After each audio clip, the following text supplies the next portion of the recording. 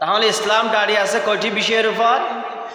তিনটি বিষয়ের উপর, তাওহীদ, রিসালা, আখিরা।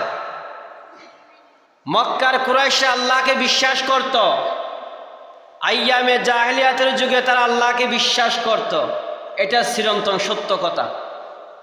তারা আল্লাহকে বিশ্বাস করত ঠিক, তারা এক আল্লাহকে বিশ্বাস করত না। তারা 360 মূর্তিকে বিশ্বাস করত,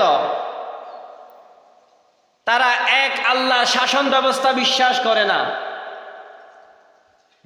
তারা তাদের মূর্তির বানোয়াট মানুষের ব্যক্তিগত বানোয়াট সেই পদ্ধতির রুলস নিয়ম তারা বিশ্বাস করত।